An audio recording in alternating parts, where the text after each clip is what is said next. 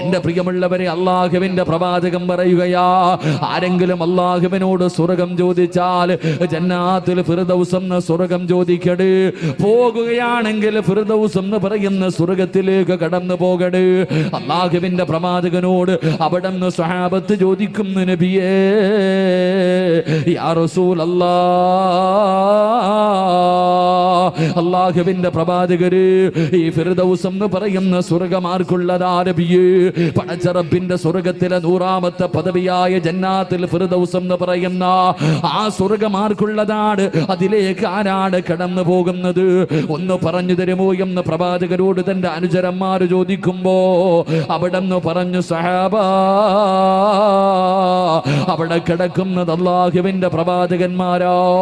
ആദം നബി മുതൽ അഷ്റഫുൽ ഖൽഖായ തങ്ങൾ വരെയുള്ള ലക്ഷക്കണക്കിന് അംബിയാ മുർസലീങ്ങൾ ഉണ്ടല്ലോ. അവര് കിടക്കുന്ന സ്വർഗമാണ് ഫിർദൗസ് എന്ന് പറയുന്ന സ്വർഗം. അതിനകത്ത് കിടക്കുന്ന 1ാമത്തെ വിഭാഗമാരാട്, 2ാമത്തെ വിഭാഗമാരെന്നറിയുവോ? സഹാബത്തേ, പടച്ച റബ്ബിന് വേണ്ടി പോരാടിയവരുണ്ടല്ലോ, പടച്ച റബ്ബിന്റെ ദീനിന് വേണ്ടി, അള്ളാന്റെ ദീനിന് വേണ്ടി പോരാടി വീര്യമൃത്യം വരിച്ച ശുഹദാക്കളുണ്ടല്ലോ. അവര് ഫിർദൗസിന്റെ അവകാശികളാണ് സഹാബാ. ഫിർദൗസ് എന്ന് പറയുന്ന സ്വർഗത്തിന്റെ അവകാശികൾ അള്ളാഹുവിന്റെ പ്രവാചകനും ശുഹദാക്കളുമാണെന്ന് അവിടെ നിന്ന് പറഞ്ഞു കൊടുക്കുമ്പോ അവിടെന്ന് സഹാബത്ത് ചോദിച്ചു, നബിയേ ഞങ്ങൾക്കൊന്നും ഭാഗ്യമില്ലേ നബിയേ? ഞങ്ങൾക്കൊന്നും അവസരമില്ലേ നബിയേ? ജന്നാത്തുൽ ഫിർദൗസ് എന്ന് പറയുന്ന പ്രവാചകന്മാരും ശുഹദാക്കളും കിടക്കുന്ന പടച്ചറപ്പിന്റെ സ്വർഗത്തിലെ ഏറ്റവും ഉയർന്ന പദവി, ആ 100ാമത്തെ സ്വർഗത്തിൽ കിടക്കാ ഞങ്ങളെ കൊണ്ട് കഴിയില്ലേ നബിയേ? അവിടെ അല്ലാഹുവിന്റെ റസൂലിനോട് ചോദിക്കുമ്പോ അവിടെ പറഞ്ഞു, സഹാബാ, ഫിർദൗസ് എന്ന് പറയുന്ന സ്വർഗത്തിൽ കടക്കാൻ ആഗ്രഹമുണ്ടോ? അല്ലാഹുവിന്റെ അനുഗ്രഹങ്ങൾ കൊണ്ട് നിറച്ച സ്വർഗത്തിലെ 100ാമത്തെ പദവിയായ ഫിർദൗസ് എന്ന് പറയുന്ന സ്വർഗത്തിലെ പ്രവാചകന്മാരും ശുഹദാക്കളും കിടക്കുന്ന സ്വർഗത്തില് ആ പ്രവാചകന്മാരുടെ കൂടെ നടക്കാൻ ആഗ്രഹമുണ്ടോ? അല്ലാഹുവിന്റെ റസൂൽ പറയുകയാ, ആ ഫിർദൗസിന് ചില അവകാശികളുണ്ടെന്ന് അഷ്റഫുൽ ഖൽഖ് നബി മുഹമ്മദ് മുസ്തഫ. അഷ്റഫുൽ ഖൽഖ് നബി മുഹമ്മദ് മുസ്തഫ സല്ലല്ലാഹു അലൈഹി വസല്ലം അല്ലാഹു ആ ഫിർദൗസിന്റെ അവകാശികളിൽ എന്നെയും നിങ്ങളെയും അല്ലാഹു ഉൾപ്പെടുത്തി അനുഗ്രഹിക്കുമാറാകട്ടെ. പ്രവാചകൻ സല്ലല്ലാഹു അലൈഹി വസല്ലം തങ്ങൾ പറയുന്നു, ഫിർദൗസ് എന്ന് പറയുന്ന സ്വർഗത്തിന് ചില അവകാശികളുണ്ട്. അല്ലാഹുവിന്റെ സ്വർഗത്തിലെ 100ാമത്തെ പദവിയായ ജന്നാത്തുൽ ഫിർദൗസിൽ പ്രവാചകന്മാരുടെ കൂടെ ശുഹദാക്കളുടെ കൂടെ ഈ സദസ്സിലിരിക്കുന്ന നമ്മളിൽ പലരും ഉണ്ടാകുമെന്ന് നബി മുഹമ്മദ് മുസ്തഫ. നബി മുഹമ്മദ് മുസ്തഫ നബി മുഹമ്മദ് മുസ്തഫ സല്ലല്ലാഹു. അല്ലാഹു ആ കൂട്ടത്തിൽ പെടുത്തുമാറാകട്ടെ. അല്ലാഹു ആ കൂട്ടത്തിൽ പെടുത്തുമാറാകട്ടെ. ഇൻഷാ അല്ലാഹ് എത്ര പറയാൻ പറ്റുമോ അത്രയും പറഞ്ഞ് നമുക്ക് സന്തോഷത്തോടെ ദുആ ചെയ്ത് പിരിയാം. ബക്കറ്റ് പിരിവുണ്ടല്ലോ അല്ലേ? ഇൻഷാ അല്ലാഹ് ഇന്നിപ്പോൾ എന്ത് പിരിവൊക്കെ ഇന്ന് റാഫി? ബക്കറ്റ് പിരിവ് മാത്രമേ ഇന്ന് കേട്ടോ. സ്വർണ്ണമൊക്കെ ഇൻഷാ അല്ലാഹ് എന്തിനാ ഇപ്പം സ്വർണ്ണമൊക്കെ അല്ലേ? ഇവിടെ മക്കളൊക്കെ പെൺകുട്ടികളൊക്കെ ഒളിച്ചോടിക്കൊണ്ടിരിക്കുക. ഇനിയിപ്പോൾ കല്യാണമൊന്നും വേണ്ട. അടുത്ത വർഷം ഇനിയിപ്പോൾ കല്യാണമൊന്നും നടത്തേണ്ടി വരത്തില്ല. കാരണം നമ്മുടെ മക്കളിങ്ങനെ സ്വന്തം ഓരോന്നിനെ തിരഞ്ഞെടുത്തുകൊണ്ടിരിക്കുക. പോകട്ടെ, ഓടിയ എവിടെ വരെ ഓടും? ഓന്തോടിയ എവിടെ വരെ ഓടും? ഓന്തോടിയ എവിടെ വരെ ഓടും? ഓടി കറങ്ങിത്തിരിഞ്ഞിങ്ങനെ നടക്കുന്നത് കാണാം. അള്ളാഹു കാണാനുള്ള യോഗം നൽകി അനുഗ്രഹിക്കുമാറാകട്ടെ. ആമീൻ പറ മനുഷ്യന്മാരെ. അള്ളാഹു കാണാനുള്ള യോഗം നൽകട്ടെ. കാണാം കറങ്ങിത്തിരിഞ്ഞ് തെണ്ടിത്തിരിഞ്ഞതിലേക്ക് നടക്കണത്. അള്ളാഹു നമുക്ക് ഈമാൻ നൽകി അനുഗ്രഹിക്കുമാറാകട്ടെ. EP ഉസ്താദ് പറയാനുള്ളതൊക്കെ പറഞ്ഞതുകൊണ്ട് ഞാനൊന്നും പറയണില്ല. മനസ്സും ശരീരവും നിറച്ചിട്ടാ ഇന്നലെ ഉസ്താദ് പറഞ്ഞിട്ട് പോയത്. അതുകൊണ്ട് ഇപ്പോൾ ഇൻഷാ അല്ലാഹ് ഞാൻ ഒന്നും പറയണില്ല. ഇൻഷാ അല്ലാഹ് പിരിവൊക്കെ ഇൻഷാ അല്ലാഹ് അതിൻ്റെതായ രീതിയിൽ ഇൻഷാ അല്ലാഹ് നടക്കും. അള്ളാഹു എല്ലാ ഖൈറും ബർക്കത്തും അള്ളാഹു നൽകുമാറാകട്ടെ. എൻ്റെ പ്രിയമുള്ള സഹോദരങ്ങളെ, മഹാനായ നബി മുഹമ്മദ് മുസ്തഫ സല്ലല്ലാഹു അലൈഹി വസല്ലമ തങ്ങൾ പറയുന്നു, ഫിർദൗസ് എന്ന് പറയുന്ന സ്വർഗത്തിൻ്റെ 1ാമത്തെ അവകാശി, അള്ളാഹുവിന്റെ അനുഗ്രഹങ്ങൾ കൊണ്ട് നിറച്ച ജന്നാത്തുൽ ഫിർദൗസ് എന്ന് പറയുന്ന അള്ളാഹുവേ സ്വർഗത്തിലെ 100ാമത്തെ പദവിയായ ഫിർദൗസ് എന്ന് പറയുന്ന സ്വർഗത്തിന്റെ അവകാശികൾ അള്ളാന്റെ റസൂൽ എണ്ണി പറയുകയാണ്. പ്രവാചകൻ എണ്ണി പറയുകയാണ്. അള്ളാന്റെ റസൂൽ അവിടെന്ന് പറയുന്ന ഒന്നാമത്തെ വിഭാഗമാരെന്നറിയുവോ? അല്ലാഹുവേ പടച്ചവനെ, പാവപ്പെട്ട പെൺകുട്ടികളുടെ വിവാഹം നടത്തുന്നതിന് വേണ്ടി സംഘടിപ്പിച്ച ഈ പരിപാടിയിൽ ഒരുമിച്ച് കൂടിയ മുസ്ലിമേ, അല്ലാഹുവിന്റെ പ്രവാചകൻ പറയുകയാ, ജന്നാത്തുൽ ഫിർദൗസ് എന്ന് പറയുന്ന സ്വർഗത്തിലേക്ക് കടന്നു പോകുന്ന ആ ഫിർദൗസിന്റെ ഒന്നാമത്തെ അവകാശി ആരെന്നറിയുവോ? അല്ലാഹു തന്ന ആയുസ്സുണ്ടല്ലോ, പടച്ചറപ്പ് തന്ന ജീവിതമുണ്ടല്ലോ, ആ ജീവിതം ആരാണോ അല്ലാഹു കൊടുക്കുന്നത് അവന് ഫിർദൗസിന്റെ അവകാശിയാണെന്ന് നബി മുഹമ്മദ് മുസ്തഫ സല്ലല്ലാഹു അലൈഹി വസല്ലമ തങ്ങൾ പറയുമ്പോൾ, പടച്ചറപ്പ് തന്നിരിക്കുന്ന ഈ ജീവിതമുണ്ടല്ലോ, 20, 30, 40, 50, 60, 70 കൊല്ലമായി ഈ ദുനിയാവിന്റെ തുലിക്ക് മുകളിലൂടെ ഞാനും നിങ്ങളും നടക്കുകയില്ലേ? ഈ ആയുസുണ്ടല്ലോ, നെഞ്ചത്തെ കൈവച്ചിട്ട് പറയാൻ കഴിയുമോ, അല്ലാഹു തന്നിരിക്കുന്ന ആയുസ് ഞാൻ പടച്ചവനാണ് കൊടുത്തതെന്ന് ഈ 31 വയസ്സുള്ള സിറാജിന് പറയാൻ കഴിയുമോ? ഇതുപോലെ നിങ്ങൾ ഓരോരുത്തരും ചോദിക്ക്, അല്ലാഹു നിങ്ങൾക്ക് തന്നിരിക്കുന്ന ആയുസ് പടച്ചറപ്പിനാണോ കൊടുത്തിട്ടുള്ളത്? എന്റെ പ്രിയമുള്ളവര്, നാളെ പടച്ചറപ്പിന്റെ പരലോകത്തേക്ക് കടന്നു ചെല്ലുമ്പോ അഴീക്കോട് പള്ളിയുടെ ഖബർസ്ഥാനിൽ നിന്ന് നാളെ ഇസ്രാഫീൽ എന്ന മലക്ക് സൂറന്ന കാഹളത്തിൽ ഊതി കഴിയുമ്പോ ഖബർ പൊളിച്ചിട്ട് ഞാനും നിങ്ങളും എഴുന്നേറ്റ് പോകുമല്ലോ. അള്ളാന്റെ കോടതിയിലേക്ക് കടന്നു ചെല്ലുമ്പോ അള്ളാഹു ആദ്യമായിട്ട് ചോദിക്കുന്ന ചോദ്യം എന്തെന്നറിയുവോ? അവിടെന്ന് പ്രവാചകൻ പറയുന്നു, സഹാബാ, അള്ളാഹു ചോദിക്കുന്ന 3 ചോദ്യങ്ങൾക്ക് മറുപടി പറയാതെ വെച്ചിരിക്കുന്ന കാലം ചലിപ്പിക്കാൻ പോലും കഴിയില്ലെന്ന് അല്ലാഹുവിന്റെ റസൂൽ പറഞ്ഞു തരുമ്പോ, നാളെ പടച്ചറപ്പിന്റെ പരലോകത്ത് ചെമ്പിന്റെ തറയിലെ തലയുടെ മുകളിൽ സൂര്യദിച്ചു നിൽക്കുന്ന പടച്ചവന്റെ കോടതിയിൽ ഞാനും നിങ്ങളും മുഴുവനും എഴുന്നേറ്റ് നിൽക്കുന്ന ദിവസമുണ്ടല്ലോ, അള്ളാഹു ആദ്യമായിട്ട് ചോദിക്കുന്ന ചോദ്യം എന്തെന്നറിയുവോ? മനുഷ്യ, നിനക്ക് ഞാൻ തന്ന ആയുസ് നീ എന്തിനു വേണ്ടി ചിലവഴിച്ചു? മനുഷ്യ, നിനക്ക് ഞാൻ തന്ന ജീവിതമുണ്ടല്ലോ, ഞാൻ നിനക്ക് തന്ന ആയുസുണ്ടല്ലോ, ആ ആയുസ് എന്തിനാണ് ചിലവഴിച്ചത് എന്ന ചോദ്യത്തിന് മറുപടി പറയാതെ ഏത് കൊലകൊമ്പനാകട്ടെ, എത്ര വലിയ പവറുള്ളവനാകട്ടെ, കഴിവുള്ളവരാകട്ടെ, അവന് വെച്ചിരിക്കുന്ന കാലം നനക്കാ കഴിയില്ലെന്ന് ആദരവായ പ്രവാചകൻ നബി മുഹമ്മദ് മുസ്തഫ സല്ലല്ലാഹു അലൈഹി വസല്ലമ തങ്ങൾ പറഞ്ഞു തരുമ്പോ, എന്റെ പ്രിയമുള്ളവരെ, സമയത്തിന്റെ വില നമുക്കറിയില്ലല്ലോ. അല്ലാഹു തന്ന ആയുസിന്റെ സമയങ്ങളെ നിസാരമായി തള്ളിക്കളയുന്നവരാ. എത്രയെത്രയോ മണിക്കൂറുകള് ഞാനും നിങ്ങളും നിസാരമായി തള്ളിക്കളയുന്നവരാണ്. ആ സമയത്തിന്റെ വില നമുക്കിന്ന് തിരിയില്ല, ആ സമയത്തിന്റെ വില നമുക്കിന്ന് മനസ്സിലാകില്ല. എപ്പോഴാണ് മനസ്സിലാകുന്നതെന്നറിയുമോ? പാഴാക്കി കളഞ്ഞ ഓരോ സെക്കൻഡിനെ കുറിച്ച് നെഞ്ചു പൊട്ടിക്കെട്ട് കരയുന്ന ഒരു രംഗം വരാറുണ്ട്. ഒരു നിമിഷത്തിന് വേണ്ടി യാചിക്കുന്ന ഒരു സമയം വരാറുണ്ട്. എപ്പോഴെന്നറിയുമോ? മലക്കുൽ മൗത്ത് അസ്റായീൽ അലൈഹിസ്സലാമിനെ വിളിച്ചു കൊണ്ടുപോകുന്നതിന് കടന്നു വരുന്ന അവസരമുണ്ടല്ലോ. അല്ലാഹുവിന്റെ ഖുർആൻ പറയുകയാ, ലൗലാ അഖർതനീ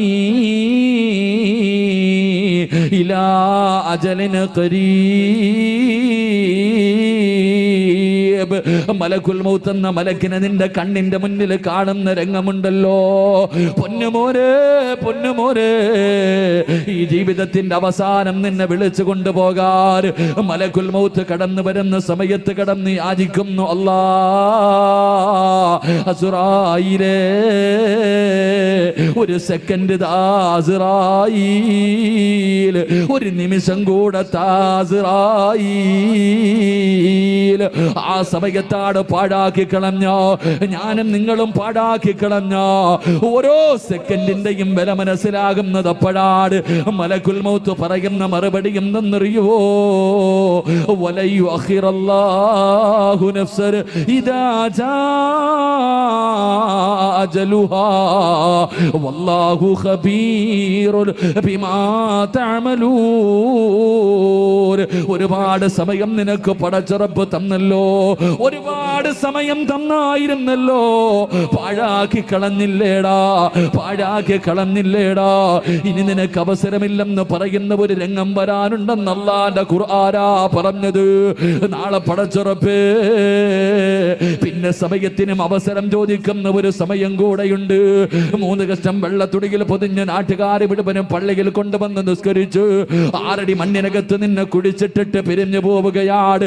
നാളെ പടച്ചറപ്പിന്റെ പരലോകത്തേക്ക് കടന്നു വരുമ്പോ അള്ളാഹുവിന്റെ കോടതിയില് ചെമ്പിന്റെ തറയിൽ വസ്ത്രം ധരിക്കാതെ ഞാനും നിങ്ങളും ഇങ്ങനെ നിൽക്കുമ്പോ നരകത്തിന്റെ കാവൽക്കാരനായ മാലിക്കെന്ന മലക്കുണ്ടല്ലോ, നരകത്തിന്റെ കാവൽക്കാരനായ മാലിക്കെന്ന് ചെവി കേൾക്കാത്ത കണ്ണ് കാണാത്ത ആ മലക്കിങ്ങനെ കരഞ്ഞു വിളിച്ചുകൊണ്ട് പടച്ചറപ്പിന്റെ നരകത്തെ വലിച്ചു കൊണ്ടുവരികയാ. അള്ളാന്റെ ഖുർആൻ തന്നെ പറയുന്നുണ്ട്, വഇദാ റഅതഹും മിൻ മകാനിൻ ബഈദ് സമിഉ ലഹാ തഗയ്യുലൻ വസഫീറാ. അല്ലാഹുവിന്റെ പരിശുദ്ധമായ ഖുർആനാ പറഞ്ഞത്. നരകത്തിന്റെ കാവൽക്കാരനായെന്ന മലക്കുന്നതാ മാലിക്കെന്ന മലക്കുണ്ടല്ലോ, കരഞ്ഞു വിളിച്ചുകൊണ്ട് പടച്ചറപ്പിന്റെ അദാബുകൾ കൊണ്ട് നിറച്ച നരകത്തെ വലിച്ചു കൊണ്ടുവരുമ്പോ, ആ നരകത്തെ കണ്ണുകൊണ്ട് കാണുമ്പോ, ആ നരകത്തിന്റെ വിളി കേൾക്കുമ്പോ, ആ നരകത്തിന്റെ തീ കാണുമ്പോ, ആ നരകത്തിന്റെ ആഴം കാണുമ്പോ, അപ്പോഴും അഴീക്കോട് ജട്ടിയിൽ ഒരുമിച്ച് കൂടിയ ചെറുപ്പക്കാരാ, സമയം പാഴാക്കിയ പെങ്ങള്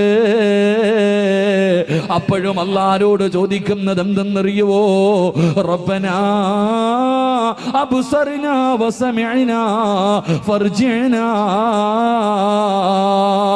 പടച്ചറപ്പേ ഒരിക്കൽ കൂടെ അഴീക്കോട്ടിലേക്ക് ഞങ്ങളെ ഒന്ന് മടക്കുവോ അല്ലാ, ഒരു ചാൻസ് കൂടെ തരുവോ അല്ലാ, ഒരവസരം കൂടെ തരുവോ അല്ലാ.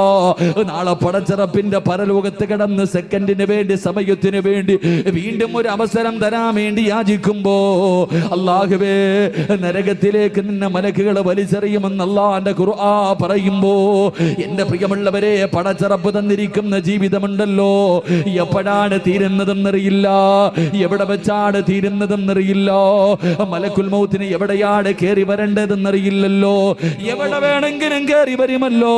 പടച്ചവരെ ഒരു മുന്നറിയിപ്പുമില്ലാതെ ഏതവന്റെയും കൊട്ടാരത്തിന്റെ നടുവിലാകട്ടെ അനുവാദം ചോദിക്കാതെ മലക്കുൽ മൗത്ത് കടന്നു വരുമല്ലോ. എപ്പോഴെവിടെ വെച്ചാണ് വരുന്നതെന്നറിയില്ല. അല്ലാഹു തന്ന ആയുസിന്റെ വില മനസ്സിലാക്കാറ് എപ്പോഴെവിടെ വെച്ചാണ് മരിച്ചു പോകുന്നതെന്നറിയില്ല. എന്റെ പ്രിയമുള്ളവര്, അല്ലാഹുവിന്റെ പ്രവാചകന്റെ പ്രിയപ്പെട്ട സ്വഹാബിയാണ് മഹാനായ റബീഅത്ത് ഇബ്നു ഹൈസം റളിയല്ലാഹു തആല അൻഹു. റബീഅ എന്ന് പറയുന്ന ചെറുപ്പക്കാരനുണ്ടല്ലോ, തന്റെ വീടിന്റെ മുന്നിൽ ഒരു കബർ കുടിച്ചിട്ടിരിക്കുകയാണ്. തന്റെ വീടിന്റെ മുന്നിൽ ഒരു കബർ കുടിച്ചിട്ടിരിക്കുകയാ. രാവിലെ ഉറക്കത്തിൽ നിന്ന് എഴുന്നേറ്റാ കബറിനകത്ത് ഇറങ്ങിക്കിടന്ന് കരയുകയാ. കബറിനകത്ത് കിടന്ന് കരഞ്ഞിട്ടേ വെളിയിലേക്ക് പോകാറുള്ളൂ. തിരിച്ചു വരുമ്പോഴും തന്റെ വീടിനകത്ത് കയറുന്നതിന് മുമ്പ് കബറിനകത്തൊരൽപ്പം നേരം കിടന്ന് കരയുകയാണ്. എല്ലാവരും ചോദിച്ചു, റബീഅ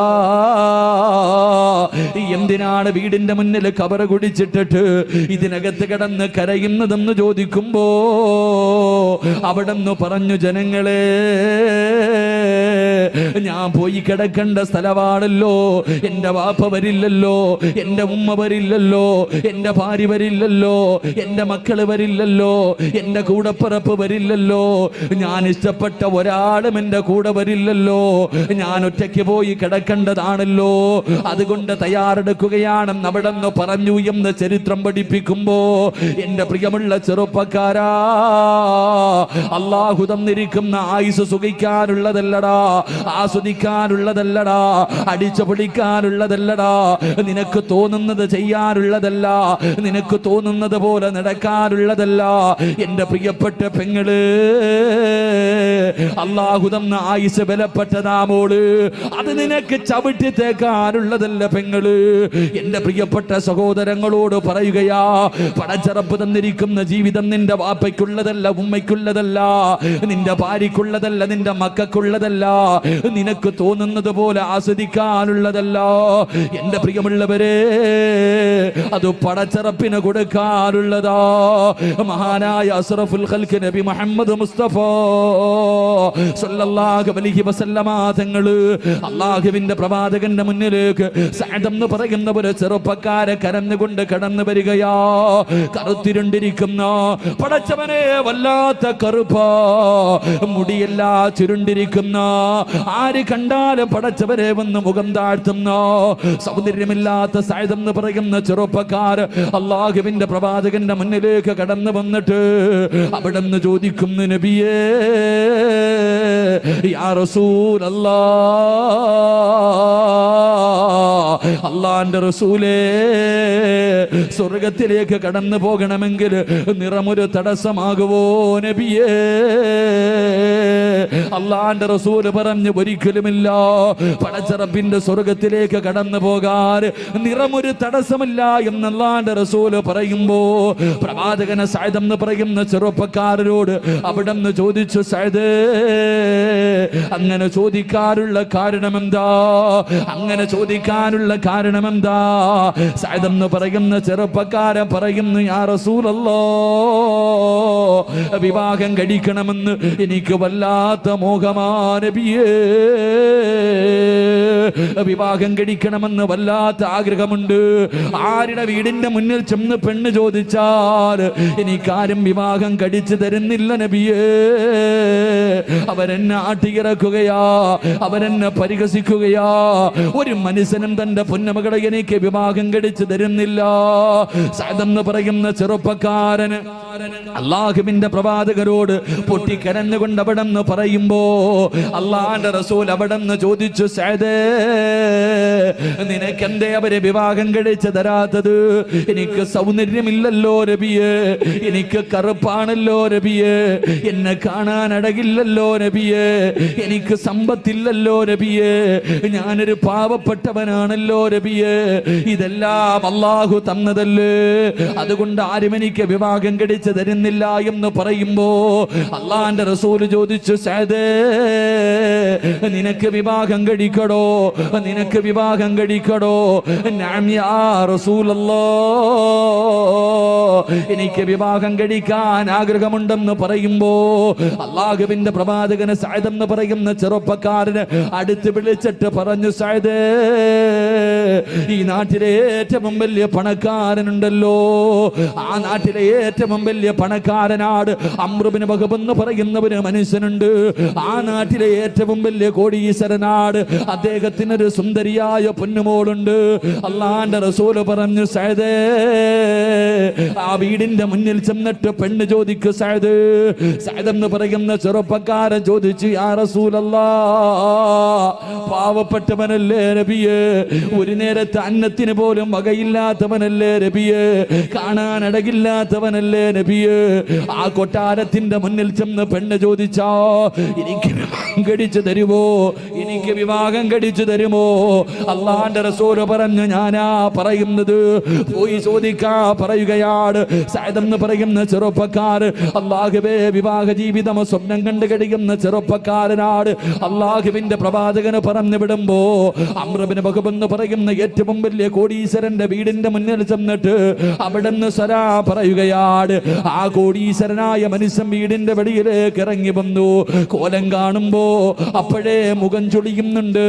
സഅദ് പറഞ്ഞു, നിങ്ങളുടെ പൊന്നുമോടെ എനിക്ക് വിവാഹം കഴിച്ചു തരുവോ?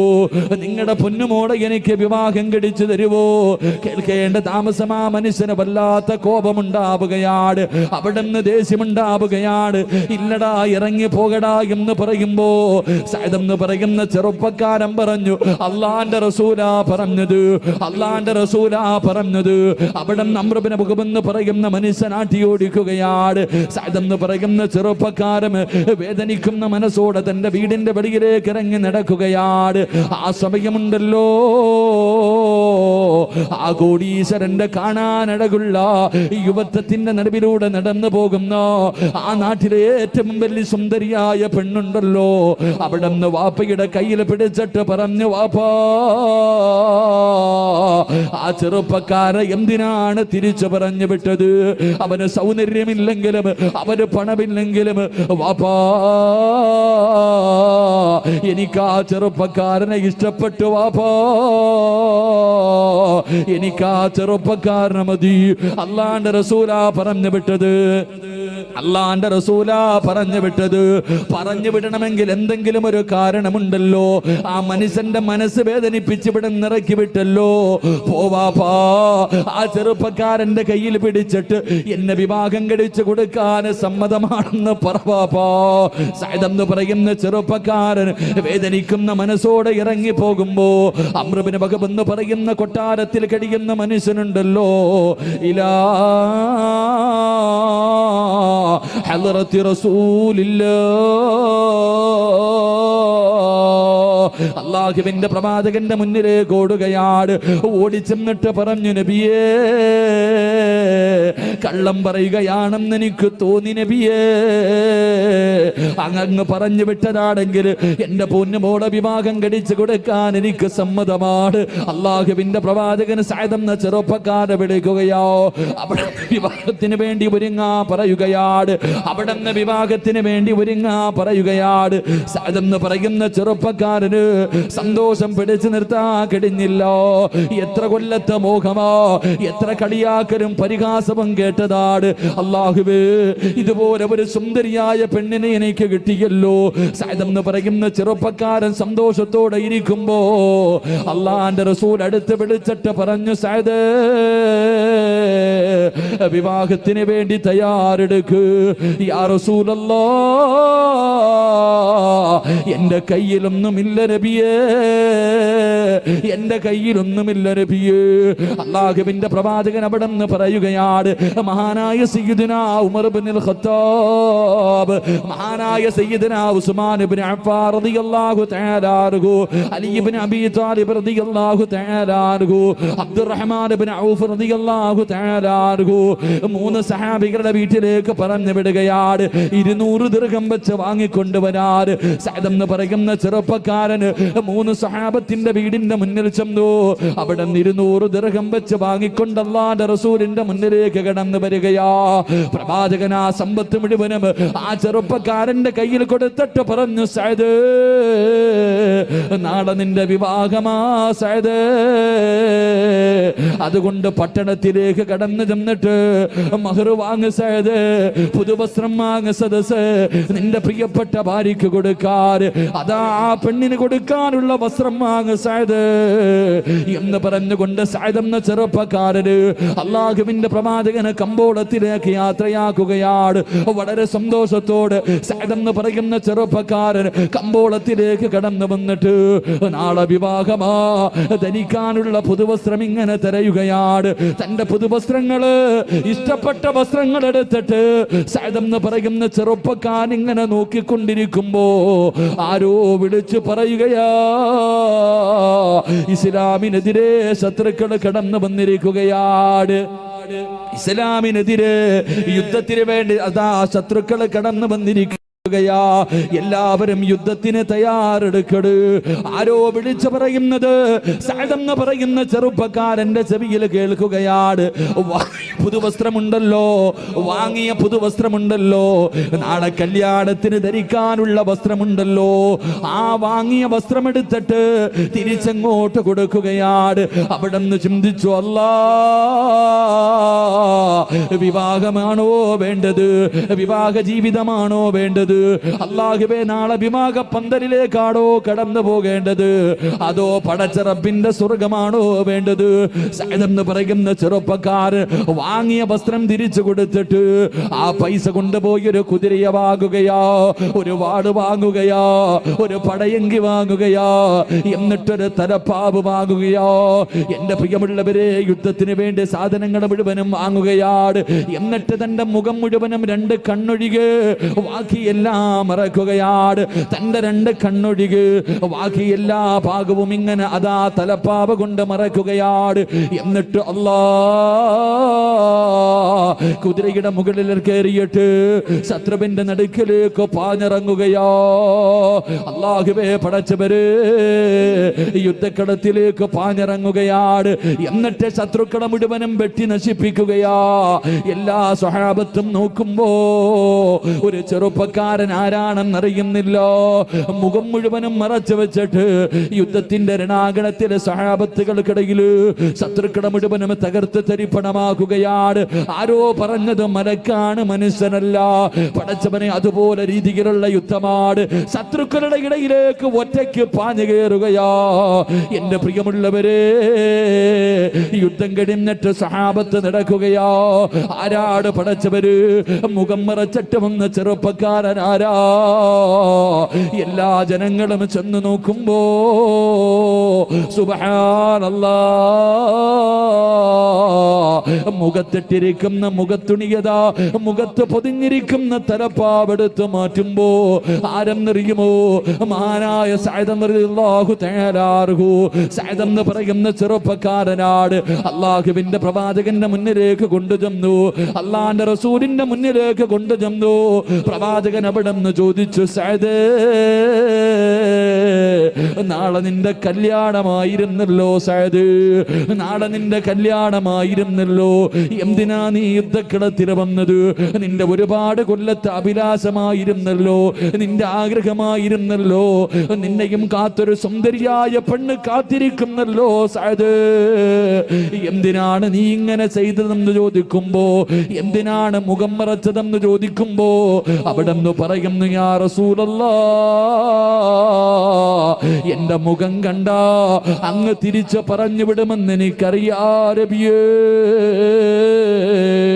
അവസാനം അല്ലാഹുവിന്റെ പ്രവാചകന്റെ മടിയില്, അല്ലാഹുവിന്റെ റസൂലിന്റെ മടിത്തട്ടില് സഅദ് എന്ന് പറയുന്ന ചെറുപ്പക്കാരൻ കിടക്കുകയാണ്. അവിടെ നിന്ന് മരണത്തോട് മല്ലടിക്കുമ്പോ അല്ലാഹുവിന്റെ റസൂല് ചോദിച്ചു, എന്തിനായിരുന്നു സഅദ്? അവിടെ നിന്ന് പറഞ്ഞു, യാ റസൂലല്ലാഹ്,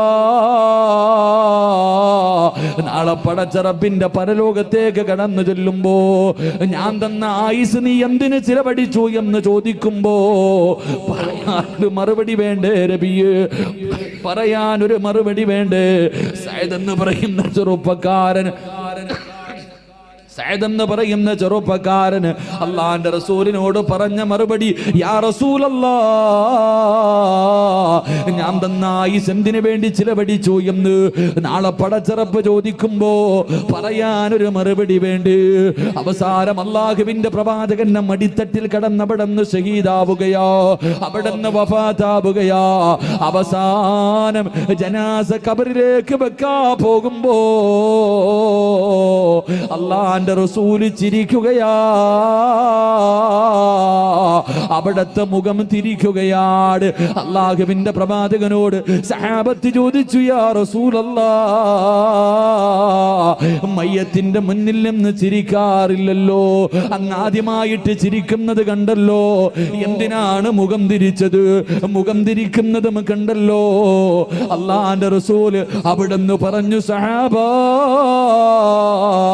സഅദ് എന്ന് പറയുന്ന ചെറുപ്പക്കാരന്റെ ശരീരത്തിന് വേണ്ടി സ്വർഗത്തിലെ ഹൂറില്ലീങ്ങളായ പെണ്ണുങ്ങളുണ്ടല്ലോ, അവര് പരസ്പരം തമ്മിലടിക്കുന്നു സഹാബ. ദുനിയാവിലെ പെണ്ണിന് ആരാ വേണ്ടത്? സ്വർഗത്തിലെ പെണ്ണുങ്ങൾ പരസ്പരം ആ ചെറുപ്പക്കാരന് വേണ്ടി കിടന്ന് തമ്മിലടിക്കുകയോ. ആ കൂട്ടത്തില് ഒരു ഹൂറില്ലീങ്ങളിൽപ്പെട്ട ഒരു പെണ്ണിന്റെ മടമ്പങ്കാല് വെളിവായി സഹാബ. അത് കാണാതിരിക്കാനാണ് ഞാൻ എന്റെ മുഖം തിരിച്ചതെന്ന് അല്ലാഹുവിന്റെ റസൂല് പറയുമ്പോ, എന്റെ പ്രിയപ്പെട്ട ചെറുപ്പക്കാരാ, അല്ലാഹു തന്നിരിക്കുന്ന ആയുസ് നിനക്ക് സുഖിക്കാറുള്ളതല്ലടോ. പടച്ചറപ്പിന്റെ സ്വർഗം നിനക്ക് വെറുതെ കിട്ടില്ലടോ. വമിനന്നാസി മയ്യസിരി നഫ്സഹു ബുതിഗാ മർളാത്തില്ലാ വല്ലാഹു റഊഫുൻ ബിൽ ഇബാദ്. പടച്ച റബ്ബ് തന്നിരിക്കുന്ന ഈ ആയുസുണ്ടല്ലോ, നിന്റെ ഈ ജീവിതമുണ്ടല്ലോ, ഇത് കൊടുത്താലേ റബ്ബ് നിനക്ക് സ്വർഗം തരൂ ചെറുപ്പക്കാരാ. നിന്റെ ആയുസ് അല്ലാതെ കൊടുക്കുമ്പോര് നിന്റെ ആയുസ് പടച്ചവരെ കൊടുക്കടാ. 5 നേരം നിസ്കരിക്കു ചെറുപ്പക്കാരാ, പള്ളിയിലേക്ക് കടന്നു പോകുക ചെറുപ്പക്കാരാ, നല്ല കാര്യങ്ങൾക്ക് കൂട്ടുനിൽക്കു ചെറുപ്പക്കാരാ. പൊന്നുമോനെ അവിടാടാ കൂട്ടുകാരാകേണ്ടത്. നല്ല കാര്യങ്ങൾക്ക് വേണ്ടിയാണ് ഒരുമിക്കേണ്ടത്, നല്ല കാര്യങ്ങൾക്ക് വേണ്ടിയാണ് മത്സരിക്കേണ്ടത്. ആവശ്യമില്ലാത്ത കാര്യങ്ങൾക്ക് മത്സരിക്കാൻ പാടില്ല. യഥാർത്ഥത്തിൽ കൂട്ടുകാരാരെന്നറിയുമോ? യഥാർത്ഥത്തിൽ കൂട്ടുകാരാരെന്നറിയുമോ? എന്റെ പ്രിയമുള്ളവര്, ഉഹദിന്റെ രണാങ്കണത്തിൽ യുദ്ധം നടക്കുന്നതിന്റെ തലേ ദിവസമുണ്ടല്ലോ, ഉഹദിന്റെ രണാങ്കണത്തില് യുദ്ധത്തിന് വേണ്ടി എല്ലാവരും തയ്യാറെടുക്കുകയാ. സുബഹി നമസ്കാരം കഴിഞ്ഞാൽ യുദ്ധക്കളത്തിലേക്ക് ഇറങ്ങി പോവുകയാണ്.